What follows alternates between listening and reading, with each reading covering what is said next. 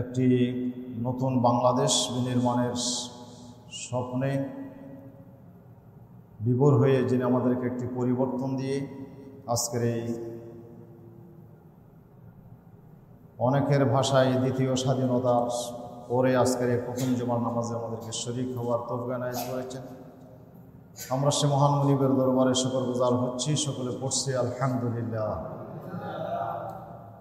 মহান আল্লাহ রাব্বুল আলামিনের শুকরিয়ার জন্যে, তার শুকরিয়া আদায়ের কোনো ভাষা আমাদের নাই। আমরা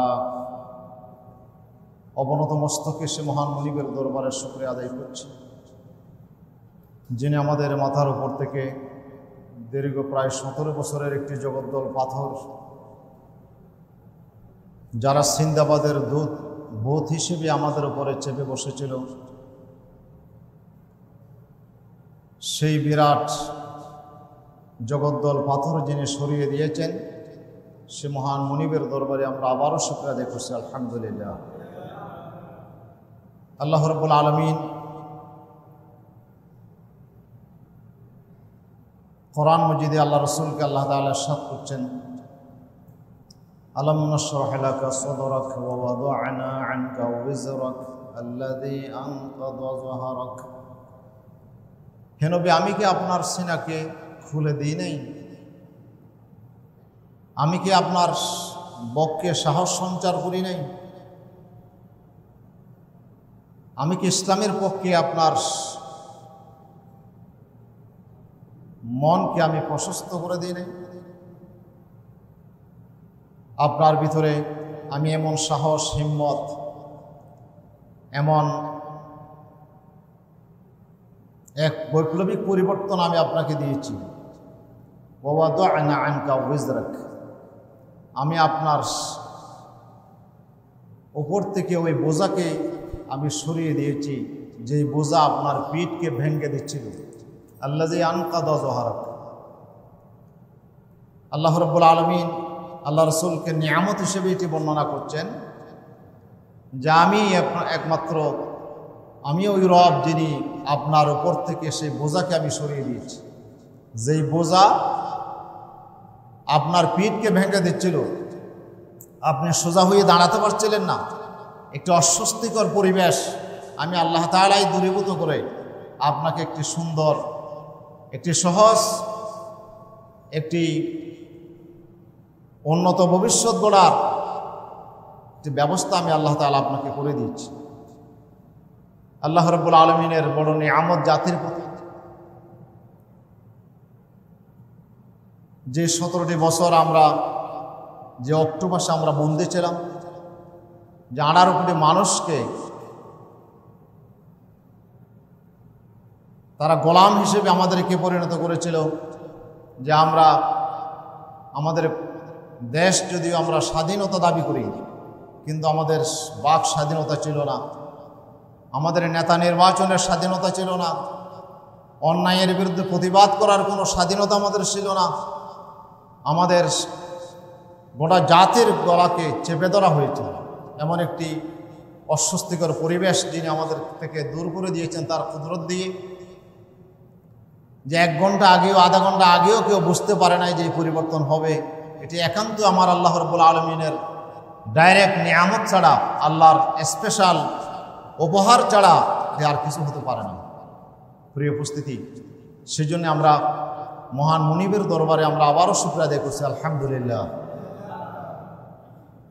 সূরা বাকারার 49 নম্বর আয়াতে আল্লাহ তাআলা বলছেন, وَإِذْ نَجَّيْنَاكُمْ مِنْ آلِ فِرْعَوْنَ يَسُومُونَكُمْ سُوءَ الْعَذَابِ يُذَبِّحُونَ أَبْنَاءَكُمْ وَيَسْتَحْيُونَ نِسَاءَكُمْ وَفِي ذَلِكُمْ بَلَاءٌ مِّن رَّبِّكُمْ عَظِيمٌ।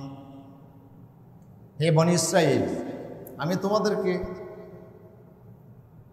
ফেরনের জাতির হাত থেকে, বংশধরের হাত থেকে, ফেরনের গোষ্ঠীর হাত থেকে আমি তোমাদেরকে মুক্তি দিয়েছিলাম। সেই কথা স্মরণ করো যে আমি তোমাদেরকে এক বড় স্বৈরাচারের হাত থেকে, ইন্না ফিরআউনা আলা ফিল আরদে, ফেরাউন তো স্বৈরাচারী হয়ে গেছিল, সে তো এক বিশাল, এক বড় জালিম শক্তিতে পরিণত হয়েছিল। শত শত বছর ধরে যে জাতির উপরে অত্যাচার জুলুম আর নির্যাতনের স্টিম রুলার চালিয়েছে। আল্লাহ তাআলা বলছে সেই জালিম ফেরাউনের হাত থেকে আমি তোমাদেরকে মুক্তি দিয়েছিলাম। ইয়াসুমুনাকুম সুআল আযাব, যারা তোমাদেরকে খুবই খারাপ ধরনের মন্দ প্রকারের শাস্তি তোমাদেরকে দিত, বিভিন্ন প্রকারের কষ্ট তোমাদেরকে দিত। ইউযাব্বিহুনা আবনাকুম ওয়া ইস্তাহয়ুনা নিসাকুম, ধরে ধরে তোমাদের সন্তানগুলিকে ওরা জবাই করত, মেয়েদেরকে বাঁচিয়ে রাখতো, আর ছেলে সন্তান হলেই তারা জবাই করত। শুধু একটা ভয়, যে ফেরাউন স্বপ্ন দেখেছিল যে অচিরেই তার রাষ্ট্রে এমন এক সন্তান জন্ম নিচ্ছে যে সন্তানের হাতে তার ক্ষমতার মসনদ হারিয়ে যাবে, মসনদের পতন হয়ে যাবে। সে ক্ষমতা হারানোর ভয়ে বনী ইসরাইলের সদ্য শিশুকে, নিরপরাধ শিশুকে সে হত্যা করেছে। একটা দুইটা সন্তান নয়, ইতিহাস বলছে ৮০,০০০ নিরপরাধ শিশু সন্তানকে হত্যা করেছে। দুনিয়াতে আসার সাথে সাথে তাকে দুনিয়া থেকে বিদায় করে দিয়েছে। শুধু একটা ভয়, যে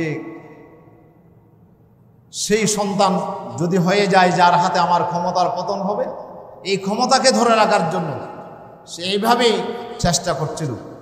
আল্লাহ তাআলা বলছেন ওফি যালিকুম বালাউম মির রাব্বিকুম আযীম, এতে তোমাদের জন্য এক বিরাট পরীক্ষা ছিল আমি আল্লাহর পক্ষ থেকে।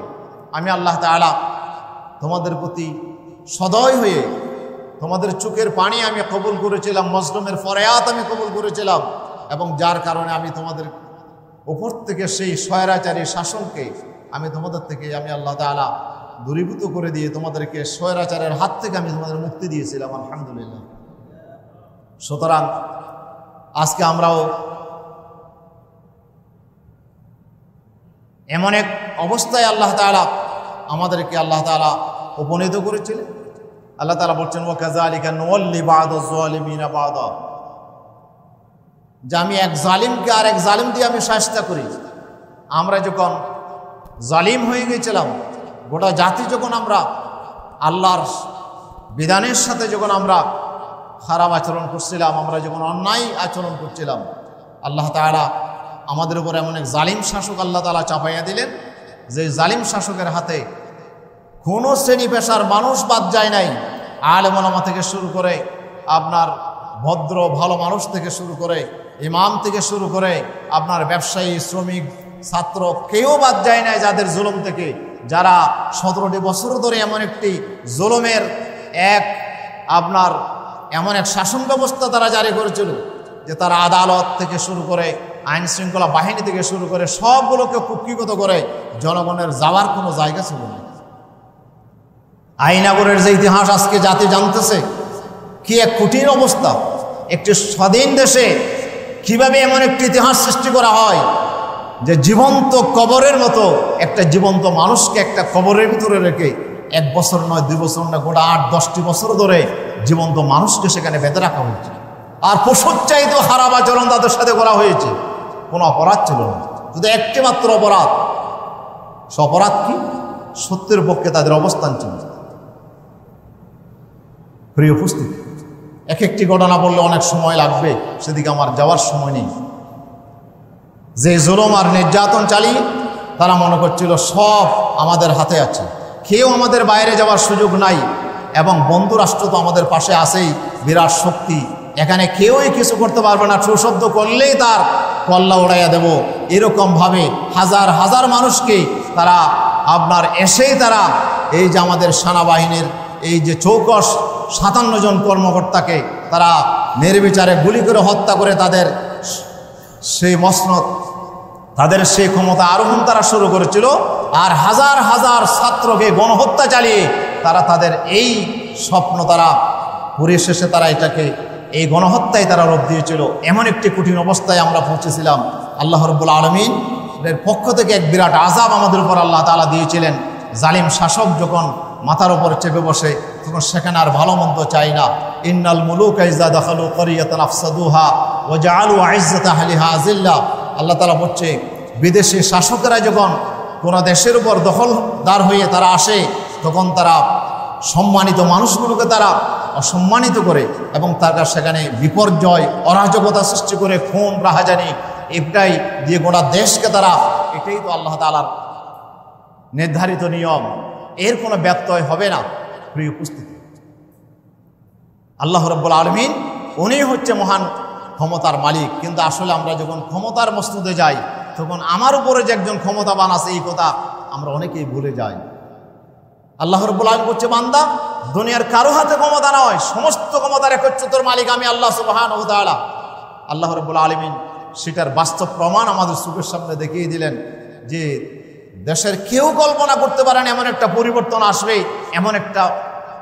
এমন একটা অবস্থা আমরা দেখতে পাবো, এমন একটা বাংলাদেশ আমাদের চোখের সামনে আসবে। আমরা তো মনে করছিলাম আমরা মনে হয় আবার কাশ্মীর ফিলিস্তিনের মতো একটি পরিস্থিতি আমাদের দেশে হবে, হয়তো এদেশের স্বাধীনতা চিরদিনের জন্য আমরা হারিয়ে ফেলবো। কিন্তু আল্লাহ তাআলা আমাদের চোখের পানি আল্লাহ কবুল করেছেন, আমাদের সন্তানদের রক্ত আল্লাহ তাআলা কবুল করেছেন। সেই অদম্য সাহসী সেই যুবকরা, তাদের যেই সাহসিকতা, তাদের যে উদ্যমতা, তাদের যেই বীরত্ব, এটা আল্লাহ তাআলা কবুল করেছেন আলহামদুলিল্লাহ। তাদের এই রক্ত আর চোখের পানির বিনিময়ে আল্লাহ তাআলা আমাদেরকে একটি সুন্দর পরিবেশ দান করেছেন আলহামদুলিল্লাহ। আল্লাহ রাব্বুল আলামিন বলছেন, কুলিল্লাহুম্মা মালিকাল মুলকি তুতিল মুলকা মান তাশা ওয়া তানজিউল মুলকা মিম্মান তাশা ওয়া তুইজ্জু মান তাশা ওয়া তুযিল্লু মান তাশা বিয়াদিকাল খায়র ইন্নাকা আলা কুল্লি শাইইন কাদির। আল্লাহ তাআলা বলছেন, নবী আপনি বলেন, হে আল্লাহ তুমি তো সমস্ত রাজত্বের মালিক, ক্ষমতার মালিক তো তুমি আল্লাহ। তুমি যাকে ইচ্ছা তাকে ক্ষমতা দাও, আর যার নিকট থেকে ইচ্ছা নারাজ হয়ে গেলে ক্ষমতা তুমি কেড়ে নাও। সুবহানাল্লাহ। তুমি যাকে ইচ্ছা সম্মান দাও, আর যাকে ইচ্ছা তুমি লাঞ্ছিত করো। যাকে ইচ্ছা তাকে তুমি সম্মান দাও। প্রিয় উপস্থিতি, বিয়াদিকাল খায়র, হে আল্লাহ তোমার হাতেই তো যাবতীয় কল্যাণ। ইন্নাকা আলা কুল্লি শাইইন কাদির। সূরা আলে ইমরানের 26 নম্বর আয়াত। আল্লাহ তাআলা বলছেন সমস্ত ক্ষমতার মালিক আল্লাহ সুবহানাহু ওয়া তাআলা। সূরা আরাফের 128 নম্বর আয়াতে আল্লাহ তাআলা মূসা আলাইহিস সালামের কথা বলতে গিয়ে বলছেন, ক্বালা মূসা লিকাওমিহি ইসতাঈনু বিল্লাহ ওয়াসবিরু। হে জাতির লোকেরা, আল্লাহর কাছে সাহায্য কামনা করো, ধৈর্য ধারণ করো, আর আল্লাহর কাছে সাহায্য চাও যদি তোমরা এই জুলুম আর নির্যাতন থেকে বাঁচতে চাও। মনে রেখো, ইন্নাল আরদা লিল্লাহি ইউরিসুহা মান ইয়াশা। জমিনের মালিকানা কারো হাতে নয়, জমিনের মালিকানা আল্লাহ সুবহানাহু ওয়া তাআলার হাতে। ইউরিসুহা মান ইয়াশা, তিনি যাকে ইচ্ছা তাকে এই জমিনের তিনি শাসন ক্ষমতার মালিক বানাইয়া দেয়, তাকে এই জমিনের অধিকারী বানাইয়া দেয়। সুতরাং ওয়াল আকিবাতু লিল মুত্তাকিন। আর মনে রেখো, শেষ পরিণাম কিন্তু একমাত্র মুমিনদের জন্য, মুত্তাকিদের জন্য, খোদাভীরু বান্দাদেরকে আল্লাহ তাআলা তাদের পরিণাম কিন্তু আল্লাহ খারাপ করেন না। পরিশেষে শেষ হাসি আল্লাহর জমিনের মুত্তাকি বান্দারাই হাসবে ইনশাআল্লাহ। যদিও তাদেরকে জুলুম নির্যাতনের স্টিম রোলার চালিয়ে, যদিও তাদেরকে তাদের চরিত্রকে বিনষ্ট করার জন্য, তাদেরকে জাতির সামনে খারাপ হিসাবে চিত্রায়িত করার জন্য হাজারো চেষ্টা করা হয়েছে, কিন্তু আল্লাহ তাআলা বলছেন ওয়াল আকিবাতু লিল মুত্তাকিন, শেষ পরিণাম একমাত্র মুত্তাকিদের জন্য।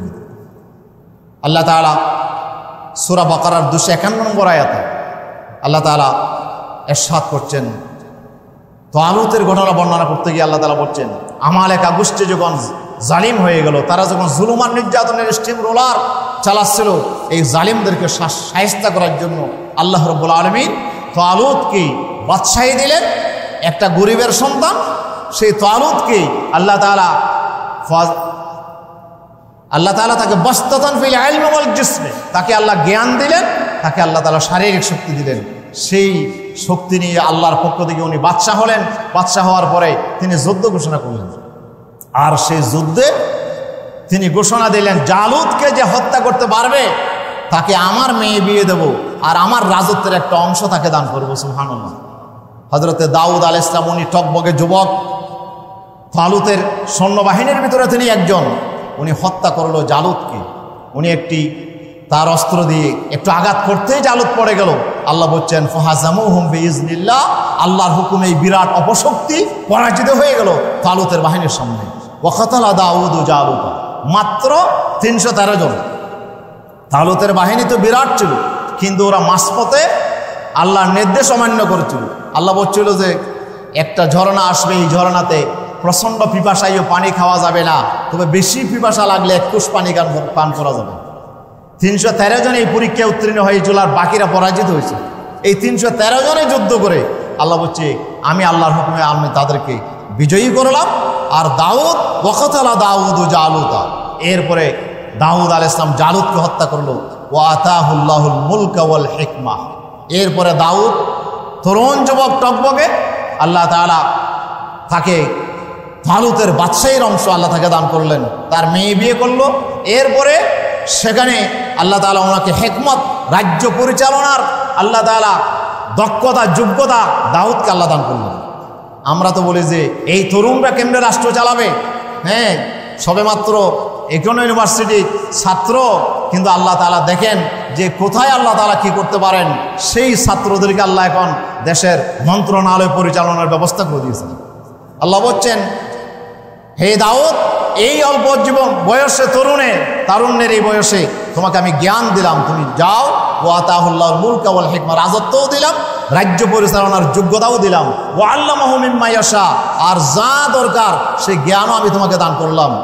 এরপর আল্লাহ তাআলা বললেন ওয়ালাউলা দাফউল্লাহিন নাস বা'দাহুম বিবা'দিন লাফাসাদাতিল আরদ ওয়ালাকিন্নাল্লাহা যু ফাদলিন আলাল আলামিন।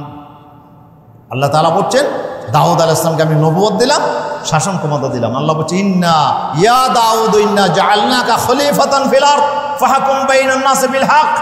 এ দাউদ, আমি তোমাকে রাষ্ট্র ক্ষমতা দিয়েছি, তুমি জনগণের মধ্যে ইনসাফ করবে। সুবহানাল্লাহ, তুমি জুলুম করবে না, যে জুলুমের কারণে আমি আমার একা গোষ্ঠীকে শেষ করে দিয়েছি, আর তোমাকে দুর্বল অবস্থা থেকে আমি তোমাকে কোথার থেকে কোথায় এনে তোমাকে আমি রাষ্ট্র ক্ষমতার মালিক বানিয়েছি। সুতরাং রাষ্ট্র ক্ষমতায় তুমি আরোহণ করে মানুষের উপর জুলুম করবে না। আল্লাহ তাআলা বলছেন দাউদ, তুমি জুলুম করিও না, ইনসাফ করো। সুতরাং এখানে আল্লাহ পক্ষ থেকে আমাদের জন্য বিরাট শিক্ষা। আজকে যারা জুলুমের কারণে, দুর্নীতির কারণে যারা আজকে অপসারিত হয়ে গেল, কিন্তু আমাদের ভিতরে একদল স্বপ্ন দেখে ক্ষমতার মসনদের, কিন্তু তারা এই ক্ষমতার পালাবদল সাথে সাথেই তারা আমার দেশে লুটপাট শুরু করে দিয়েছে, তারা চাঁদাবাজি শুরু করে দিয়েছে। জনগণ তোমাদের এই চাঁদাবাজি আর লুটপাটের জন্য ক্ষমতার পরিবর্তন চায় নাই। এখানে কোনো দলের কোনো আপনার ভূমিকা নাই। এখানে একান্তই যদি কারো ভূমিকা থাকে, এদেশের আপামর জনগণ, আপনার ছাত্র জনতার ভূমিকা।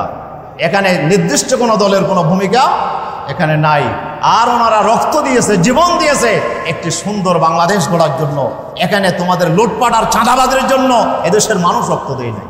প্রিয় উপস্থিতি, আল্লাহ তাআলা বলছেন হে দাউদ, আমি তোমাকে রাষ্ট্র ক্ষমতা দিলাম, এবার তোমার দায়িত্ব হচ্ছে তুমি ইনসাফের সাথে, ন্যায় বিচারের সাথে রাষ্ট্র পরিচালনা করো।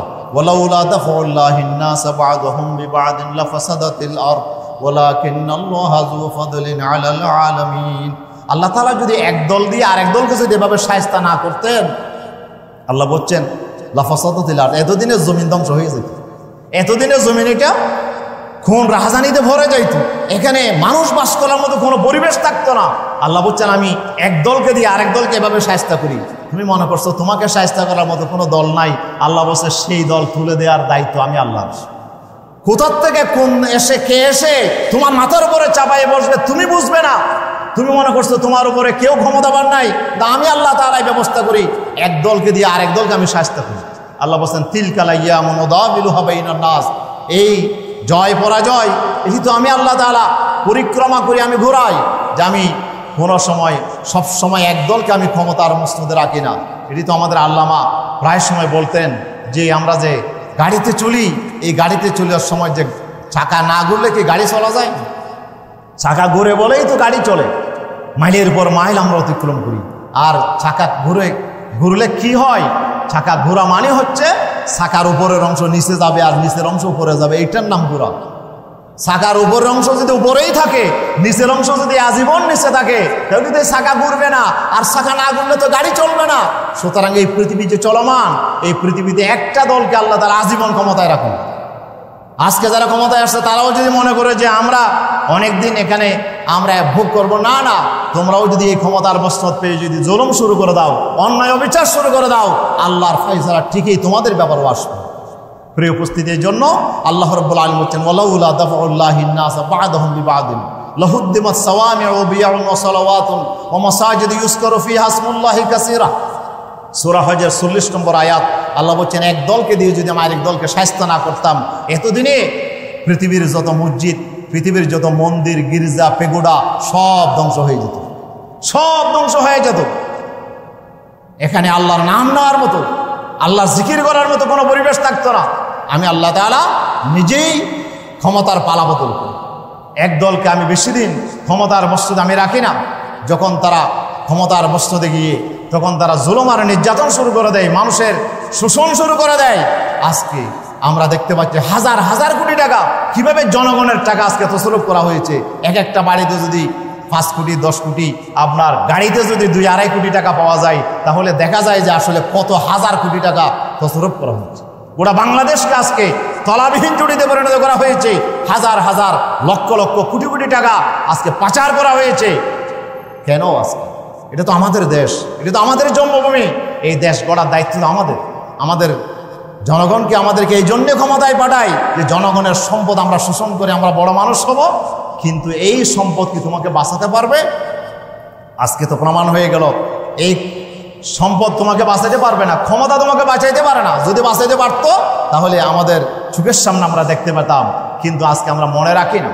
প্রিয় উপস্থিতি, এভাবেই তো আল্লাহ তাআলা মাঝে মাঝে আল্লাহ তাআলা ব্যবস্থা করেন। কিন্তু আল্লাহ তাআলা বলছেন ওয়ানুরিদু আন নামুন্না আলাল লাযিনা ইসতুদঈফু ফিল আরদ ওয়া নাজআলহুম আইম্মাতান ওয়া নাজআলহুমুল ওয়ারিসিন।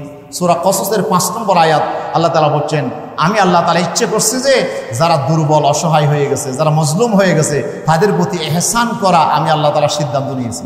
সুবহানাল্লাহ। আমি তাদেরকে ইহসান করতে চাই, তাদেরকে আমি সাহায্য করতে চাই। এবং ওয়া নাজআলহুম আইম্মা, দুর্বলদেরকে আমি এদেশের নেতা বানাতে চাই, এদেরকে আমি ক্ষমতায় বসাতে চাই। ওয়া নাজআলহুমুল ওয়ারিসিন, তাদেরকে আমি এই জমিনের মালিক বানাতে চাই যারা দুর্বল অসহায় হয়ে গেছে। সুতরাং জুলুম করে কেউ পার পেয়ে যাবেন না।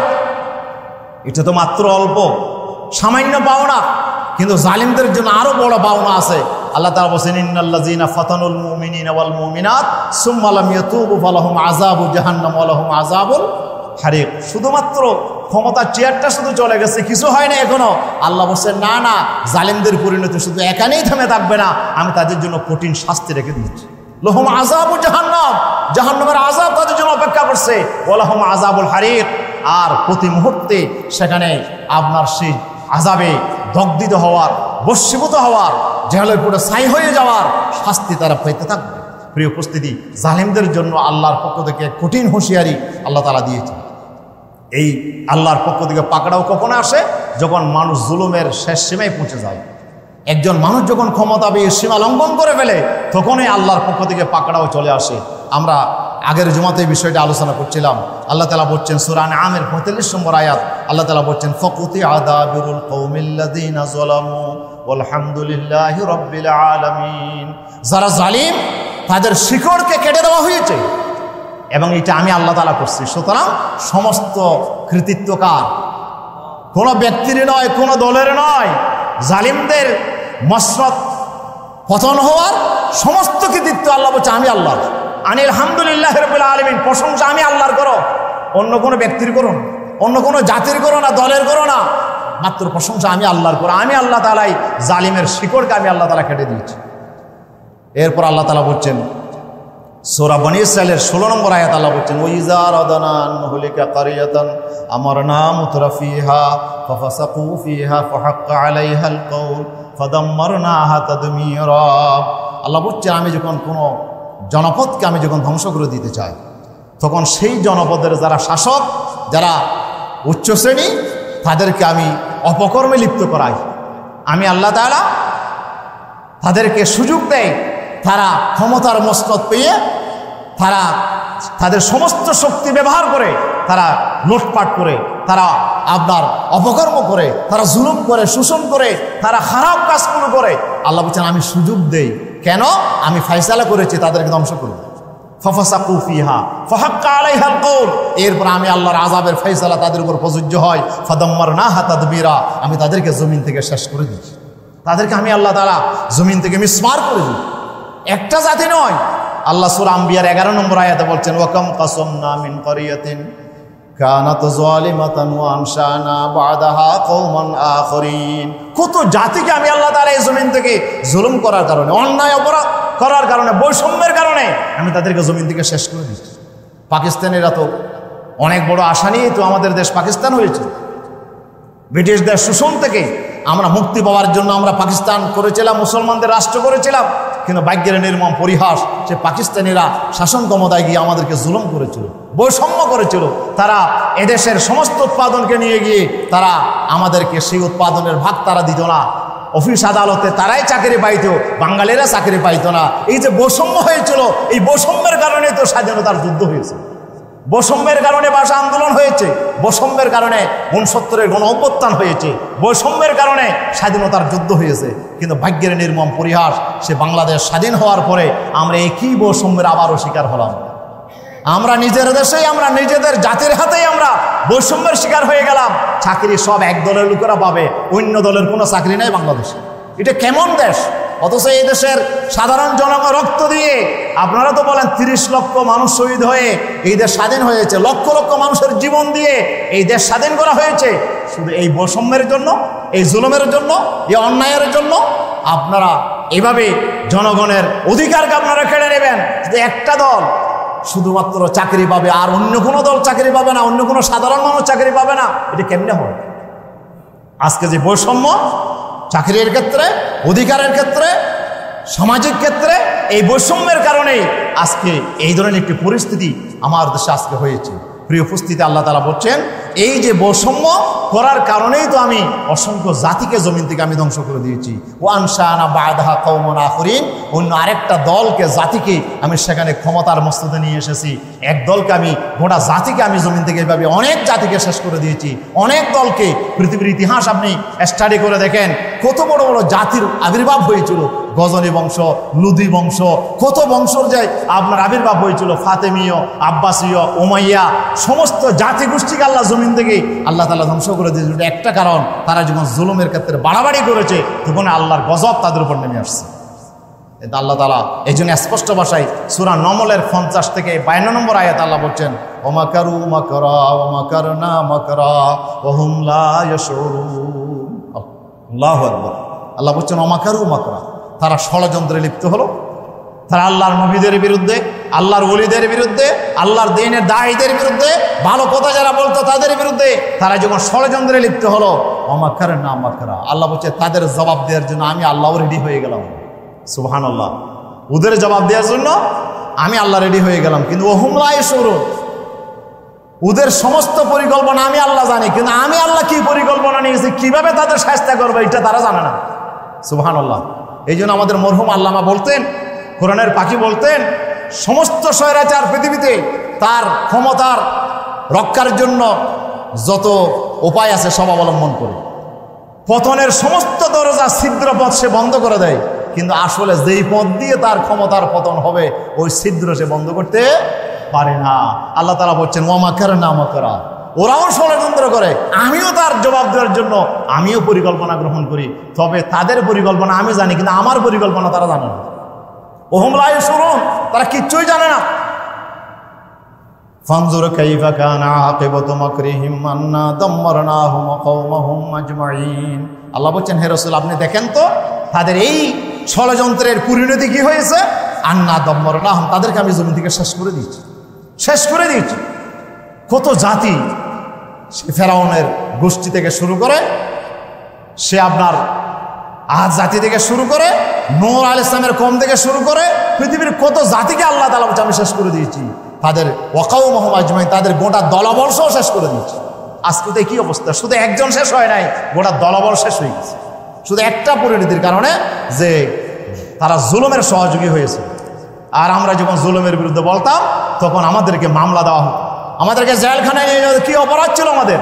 আমরা তো কোনো মিছিল মিটিংয়ে যাই না, শুধু মসজিদের মিম্বরে বসেই শুধু একটা কথা বলছিলাম যে আল্লাহর জমিনে জুলুম করা যাবে না, অন্যায় করা যাবে না। এই কথা বলার অপরাধেই তো জেলখানায় যেতে হয়েছে। প্রিয় উপস্থিতি, আল্লাহ তাআলা বলছেন সুতরাং এই পরিণতি তাদেরকে ভোগ করতে হবে জালেমদেরকে। এটা কিন্তু আজকের নয়, এটা যুগ যুগ ধরে এই নিয়ম আল্লাহ তাআলা চালু রেখেছেন। ফতিলকা বুয়ুতুহুম খাবিয়াতান বিমা যালামু ইন্না ফি যালিকা লাআয়াতাল লিকাওমিন ইয়ালামুন। আল্লাহ তাআলা বলছেন এই যে বাড়িঘরগুলো দেখো আজকে ধ্বংসস্তূপ হয়ে পড়ে আছে, অনেকের বাড়িঘর আজকে ধ্বংসস্তূপে পরিণত হয়েছে। আল্লাহ তাআলা বলছে দেখো একটা জুলুমের কারণে, ওটা অন্যায়ের কারণে, বাড়াবাড়ির কারণে এই পরিণতি হয়েছে। ইন্না ফি যালিকা লাআয়াতান, এখানে জ্ঞানী জাতির জন্য, যাদের সামান্যতম জ্ঞান বুদ্ধি আছে তাদের জন্য বিরাট শিক্ষণীয় বিষয় আছে, নিদর্শন আছে। এটা আমার কথা না, আল্লাহ বলতেছে। সুতরাং আজকে ক্ষমতার যে পালাবদল হয়েছে, এখানে আমাদেরকে শিক্ষা নিতে হবে। আজকে যারা ক্ষমতায় এসেছে তাদের জন্য এক বিরাট দায়িত্ব আজকে এসে গেছে। আল্লাহ তাআলা এই কথাটা কোরআন মাজিদে সূরা আরাফের 129 নম্বর আয়াতে আল্লাহ বলছেন, قال عسى ربكم أن يهلك عدوكم ويستخلفكم في الأرض فينظر كيف تعملون।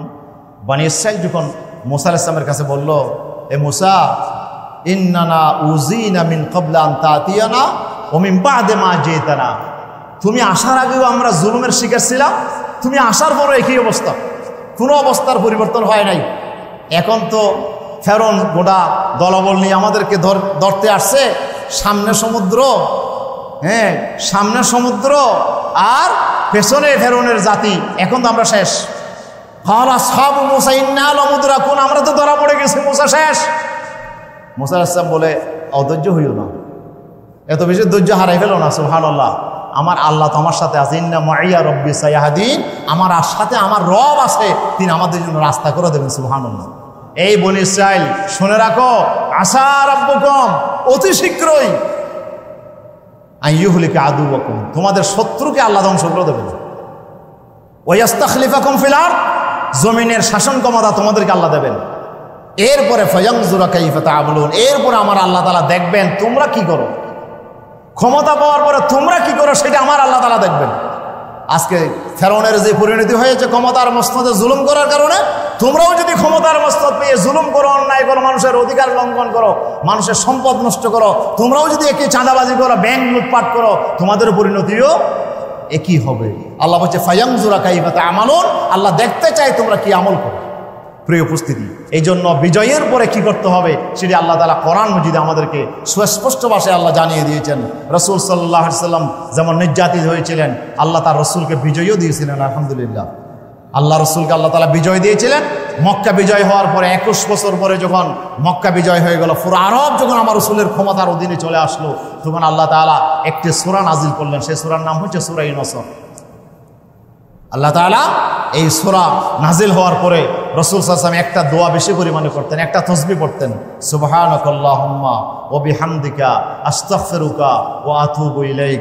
এই দোয়াটা আল্লাহ রাসূল বেশি পরিমাণে পড়তেন। আল্লাহ, আমি তোমার তাসবিহ আদায় করছি, আল্লাহ তোমার প্রশংসা করছি, আল্লাহ তোমার কাছে ক্ষমা চাই, মাফ চাই, তোমার কাছে তওবা করছি। আর আয়েশা সিদ্দিকা বলেন যে ইয়া রাসূলুল্লাহ, আপনি আগে তো এই দোয়া বেশি পড়তেন না, এখন এই দোয়াটা আপনি বেশি বেশি পড়েন কেন? আল্লাহ রাসূল বলছে, কদ আমারানি রব্বি, আমার রব তো আমাকে আদেশ করেছেন এই দোয়া পড়ার জন্য। আল্লাহ আমাকে আদেশ করেছেন এই দোয়া পড়ার জন্য। বলে কোথায়? বলে ইজা জা নাসরুল্লাহি ওয়াল ফাতহু ওয়া রাআইতান নাস ইয়াদখুলুনা ফি দীনিল্লাহি আফওয়াজা। আল্লাহর সাহায্যে যখন বিজয় এসে যাবে, কার সাহায্যে? দুনিয়ার কারো সাহায্য নয়, বিজয় আসবে আল্লাহর সাহায্যে। আল্লাহর সাহায্যে যখন বিজয় আসবে, ওয়া রাআইতান নাস ইয়াদখুলুনা ফি দীনিল্লাহি আফওয়াজা, তখন দেখবেন যে দলে দলে মানুষ ইসলামের মধ্যে প্রবেশ করছে, দলে দলে সব আপনার দলে চলে আসতেছে, হ্যাঁ অন্য দল থেকে সব আপনার পক্ষে চলে আসছে। আল্লাহ রাসূলকে আল্লাহ হাদায়াত করছেন, তখন আপনি অহংকারী হয়ে যাবেন। ক্ষমতা পাওয়ার পরে আপনি অহংকারী হবেন না। ফাসাব্বিহ বিহামদি রাব্বিক, আপনি এর কৃতিত্ব নিজে দাবি করবেন না যে আমরা ক্ষমতা আমরা এনেছি, না না, আল্লাহ বলছে ফাসাব্বিহ বিহামদি রাব্বিকা, এর সমস্ত কৃতিত্ব কাকে দিতে হবে? আল্লাহকে দিতে হবে। আল্লাহর শুকরিয়া আদায় করতে হবে। আল্লাহ তুমি আমাদেরকে ক্ষমতা দিয়েছো, আল্লাহর শুকরিয়া আদায় করতে হবে। 1 নম্বর করণীয় হচ্ছে আল্লাহর তাসবিহ আদায় করতে হবে, আল্লাহর পবিত্রতা, আল্লাহর প্রশংসা, কৃতজ্ঞতা প্রকাশ করতে হবে। আল্লাহর সামনে কৃতজ্ঞতার মস্তক অবনত করে দিতে হবে। সুবহানাল্লাহ। প্রিয় উপস্থিতি, আল্লাহর রব্বুল আলামিনের প্রশংসা করতে হবে, কৃতিত্ব করতে হবে। তাই আমরা দেখি আজকে আমার দেশে অনেক ভাই এই পরিবর্তনের পরে নামাজ আদায় করেছেন, আল্লাহর শুকরিয়া নামাজ আদায় করেছেন, আল্লাহর কাছে সিজদায় পড়ে গেছেন। রাসূল সাল্লাল্লাহু আলাইহি ওয়াসাল্লাম যখন বিজয় লাভ করেছিলেন মক্কার জমিনে, তখন আল্লাহ রাসূল আল্লাহর ঘরে ঢুকে তিনি 2টা কাজ করছিলেন। একটি কাজ হচ্ছে তিনি সমস্ত মূর্তিগুলোকে ভেঙ্গে ভেঙ্গে আল্লাহ রাসূল একটি আয়াত পড়ছিলেন, ওয়াকুল জাল হাক্কু ওয়া যাহাকাল বাতিল ইন্নাল বাতিলা কানা যাহুকা। এই নবী, সত্য এসে গেছে, মিথ্যা পরাজিত হয়ে গেছে, সুতরাং মিথ্যার মাথা তুলে দাঁড়াতে পারবে না। এবার এই আয়াত নাযিল করলেন। আল্লাহ তাআলার এই আয়াত তেলাওয়াত করে করে রাসূল সাল্লাল্লাহু আলাইহি ওয়াসাল্লাম লাঠি দিয়ে মূর্তিগুলোকে সব ভেঙে দিচ্ছিলেন। 360টা মূর্তিকে ভেঙে চুরমার করে পরিষ্কার করে আল্লাহর ঘরকে পরিষ্কার করে সেখানে তিনি 6 রাকাত বিজয়ের নামাজ আদায় করছিলেন। আল্লাহ রাসূল 6 রাকাত বিজয়ের নামাজ আদায় করছিলেন। সুতরাং বিজয় লাভ করার পরে রাসূল সাল্লাল্লাহু আলাইহি ওয়াসাল্লাম দুটি কাজ করেছেন। একটি কাজ আপনার এই যে মূর্তিগুলোকে ভেঙে চুরমার করেছিলেন। আজকে আমাদের দেশেও আমার দেশের আপনার সেই ট্যাক্সের টাকায়, জনগণের ট্যাক্সের টাকায় জনগণের উন্নয়ন না করে শত শত মূর্তি আমার দেশে বানানো হয়েছে। হাজার হাজার কোটি টাকা মূর্তি তৈরির কাজে ব্যয় করা হয়েছে। আজকে সেজন্য দেখি আমরা আমাদের তরুণরা আজকে একটি ভালো কাজ করেছে। আমাদের তরুণরা সেই সব মূর্তিগুলোকে ওরা ভেঙে মাটির সাথে মিশাইয়া দিয়েছে। প্রিয় উপস্থিতি, বলে আমাদের বাপদাদার স্মৃতি শেষ করে দেওয়া হচ্ছে। আসলে জোর করে কাউকে কিছু খাওয়ানো যায় না। জোর করে খাওয়াইলে তো বমি হবে। জাতিকে জোর করে খাওয়ানো হয়েছিল শুধু একটা ব্যক্তির বন্দনা করার জন্য, জাতিকে বাধ্য করা হয়েছিল। আজকে সেই পরিণতি আপনাদেরকে ভোগ করতে হচ্ছে। সুতরাং আপনি আমার দেশের সেই জনগণ বলে অকৃতজ্ঞ না, না, আমার দেশের জনগণ এই যিনি আমাদের দেশের জন্য স্বাধীনতা ছিল ওনার জন্য আপনারা মসজিদ করেন, মাদ্রাসা করেন, রুট করে দেন, আপনারা সমাজ কল্যাণমূলক কাজ করেন। মূর্তি বানাবেন কেন? মূর্তি বানানো ইসলাম সমর্থন করে না। আমরা আমাদের দেশে ভিন্ন ধর্মীদের উপাসনালয়ে অনেক মূর্তি আছে। আল্লাহর জাতের কসম, ওই সব মূর্তিগুলো হাত দেওয়া মুসলমানের জন্য জায়েজ নাই। কোন মুসলমান সেই বিধর্মীদের মূর্তিগুলোকে হাত দিতে পারবে না। ওনাদের ধর্ম ওনারা পালন করবে। আমাদের যেমন অধিকার এই দেশের, তাদেরও অধিকার। আমরা যেমন এই দেশের নাগরিক, তারাও আমার দেশের নাগরিক। সুতরাং সমান অধিকার। আমার দেশের সংখ্যালঘু বলতে আমরা বিশ্বাস করি না। আসলে যারা এই দেশে জন্মগ্রহণ করবে আমরা এই দেশের নাগরিক। যার ধর্ম সে পালন করবে। হাজারো মূর্তি বানাক, ওনাদের কোনো আপত্তি নাই আমাদের। ওনারা তাদের ধর্মীয় উপাসনালয়ে শত শত মূর্তি তৈরি করে, তারা মূর্তি বানাক, তারা পূজা করুক, আমাদের কোনো আপত্তি নাই। আমরা তাদের পাহারা দেব। তাদেরকে আমরা পাহারা দিয়ে তাদের ধর্ম পালনের ব্যবস্থা করে দেবো। পালন করেন আপনারা। কিন্তু আমাদের দেশে মুসলমানের টাকা দিয়ে মুসলমানের দেশে মূর্তি বানানো হবে, এটা তো ইসলাম সমর্থন করে। প্রিয় উপস্থিতি, রাসূল সাল্লাল্লাহু আলাইহি ওয়াসাল্লাম এই দুটো কাজ করছিলেন। একটি কাজ হচ্ছে মূর্তিগুলোকে ভেঙে চোরমার করে দিয়েছিলেন। এরপরে হযরত আলীকে আল্লাহ রাসূল পাঠিয়েছিলেন, আলী মক্কার জমিনে কোনো উঁচু কবর দেখো কিনা দেখো, মাজার দেখো কিনা দেখো। যদি মাজার দেখো মাটির সাথে মিশাই দেবো। আজকে অসংখ্য মাজারগুলো আজকে বাংলাদেশের শিরক আর বেদাতের আড্ডাখানায় পরিণত হয়েছে। এই সব মাজারগুলোকেও আমরা যদি আল্লাহ তাআলা আমাদেরকে বিজয় দান করেন ইনশাআল্লাহ, এই মাজারগুলো এই জমিনে আজকে যে শিরক আর বেদাতের যে আড্ডাখানায় পরিণত হয়েছে এগুলোকেও সংস্কার করা আমাদের নৈতিক দায়িত্বে এসে যাবে। প্রিয় উপস্থিতি, রাসূল সাল্লাল্লাহু আলাইহি ওয়াসাল্লাম এরপরে আল্লাহ তাআলার নির্দেশ পেয়ে তিনি আরেকটি কাজ করছিলেন, ওয়াস্তাগফিরহু ইন্নাহু কানা তাওয়াবা। বেশি বেশি করে আল্লাহর কাছে ক্ষমা চাইতে হবে। বিজয়ের আন্দোলন করতে গিয়ে কত বাড়াবাড়ি হয়ে গেছে, অনেক ভুল ত্রুটি হয়ে গেছে। আমরা যে ভুলের ঊর্ধ্বে তা নয়। আল্লাহ রাসূলকে আল্লাহ বলছেন ভুলের ঊর্ধ্বে কোনো মানুষ নয়, নবী ছাড়া সবাই ভুল করতে পারে। এই জন্য সবার ভুলের জন্য আপনি আল্লাহর কাছে মাফ চান, ক্ষমা চান। তাহলে বেশি বেশি পরিমাণে আল্লাহর কাছে ক্ষমা চাইতে হবে। এই জন্য বিজয় লাভ করার পরে আল্লাহ তাআলা একটা দোয়া শিখিয়ে দিয়েছেন। সেটা কি? ওমা কানা কাউলুহুম ইল্লা আন ক্বালু রব্বানা ইগফির লানা যুনুবানা ওয়া ইসরাফানা ফি আমরিনা ওয়া সাব্বিত আকদামানা ওয়ানসুরনা আলাল কওমিল কাফিরিন। আল্লাহ তাআলা বলছেন তার একটা দোয়া করতো, আল্লাহ তুমি আমাদের গুনাহগুলো মাফ করে দাও। আমরা যে বাড়াবাড়ি করেছি বিজয়ের লাভ করার জন্য আন্দোলনের ক্ষেত্রে অনেক ভুল ত্রুটি হয়ে গেছে, আল্লাহ এগুলো আমাদেরকে তুমি মাফ করে দাও। সুবহানাল্লাহ। ওয়া সাব্বিত আকদামানা, আর আমাদের কদমগুলোকে মজবুত করে দাও, আমাদের কদমকে মজবুত করে দাও। এবং ওয়ানসুরনা আলাল কওমিল কাফিরিন, কাফের জাতির উপরে আমাদেরকে বিজয় দান করো। প্রিয় উপস্থিতি, আল্লাহ তাআলার দোয়া আমরা করব। এবং এখানে আমরা যে বিজয় লাভ করা আসল বড় নয়, এই বিজয়কে ধরে রাখাটাই আসল কাজ। এই জন্য আমাদের নৈতিক এক দায়িত্ব। আমরা আপামর জনগণ এই পরিবর্তন আমরা চেয়েছিলাম, আল্লাহ তাআলা আমাদেরকে এই পরিবর্তনের সুযোগ করে দিয়েছেন। সুতরাং এখন আমাদের প্রত্যেকের নৈতিক দায়িত্ব আছে। এখানে দল মত নির্বিশেষে প্রত্যেকটা জনগণকে এই দায়িত্ব পালন করতে হবে। সেটা কি? যে আমরা দেশের নাগরিক, আমরা নাগরিক হিসেবে আমরা এই দেশকে আমরা ভালোবাসি। এই দেশকে উন্নয়ন করার জন্য, এই দেশকে গঠন করার জন্য আমাদেরকে কাঁধে কাঁধ মিলিয়ে কাজ করতে হবে। আজকের ছাত্র জনতা যখন রোডে নেমে, যখন আপনার ট্রাফিকের দায়িত্ব পালন করে, তারা যখন রোড পরিষ্কার করে, সড়ক পরিষ্কার করে, তখন আমাদের কলিজা ঠান্ডা হয়ে যায় আলহামদুলিল্লাহ, যে আমাদেরকেও সেখানে সহযোগিতা করতে হবে। যতগুলো ভালো কাজ ওনারা করবে আমাদের সহযোগিতা থাকবে। আল্লাহ বলছেন ওয়া তাআউনু আলাল বিররি ওয়াত তাকওয়া ওয়া লা তাআউনু আলাল ইসমি ওয়াল উদওয়ান। ভালো কাজে একে অপরকে সহযোগিতা করো, গুনার কাজে সহযোগিতা করিও না। সুতরাং ওনারা যদি ভালো কাজ করে আমাদের দায়িত্ব হবে তাদেরকে সহযোগিতা করা, আর ওনারা যদি কোনো ভুল করে তাহলে আমাদের দায়িত্ব হবে তাদেরকে লুকমা দেওয়া। কে গঠন করার জন্য আমরা কাঁধে কাঁধ মিলে আমরা চেষ্টা করি, আমাদের যে বিজয় অর্জিত হয়েছে এটাকে আমরা ধরে রাখার চেষ্টা করি। আমাদের কোনো ভুলের কারণে যেন এই বিজয় আমাদের হাতছাড়া হয়ে না যায়।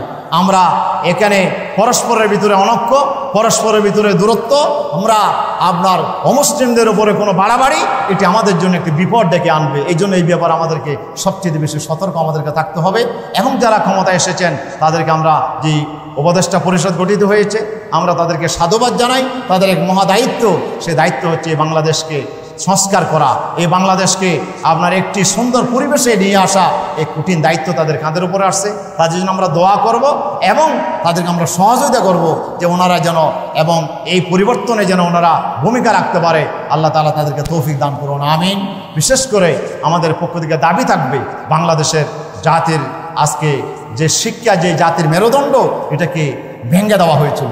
আমার দেশের শিক্ষাঙ্গনগুলোকে পতিতালয়ে পরিণত করা হয়েছিল। এমন শিক্ষা ব্যবস্থা যাদের উপর চাপায় দেওয়া হয়েছিল যে শিক্ষা ব্যবস্থায় জাতির আপনার চরিত্র নষ্ট হয়ে যাওয়ার সমস্ত উপকরণ সেখানে রয়েছে। সেই জন্য শিক্ষা ব্যবস্থার আমূল পরিবর্তন করে এই দেশকে যোগ্য করে আমাদের সন্তানগুলোকে গড়ে তোলার ব্যবস্থা তাদেরকে করতে হবে। আল্লাহ তাআলা এই তৌফিক তাদেরকে দান করুন এবং আমাদেরকে সহযোগিতা করার তৌফিক দান করুন, আমিন। আমি আপনাদের সবাইকে ধন্যবাদ জানিয়ে আমার কথা এখানে শেষ করছি। হাজা মা ইনদু ওয়াল ইলমু ইনদাল্লাহ। আসসালামু আলাইকুম ওয়া রাহমাতুল্লাহ।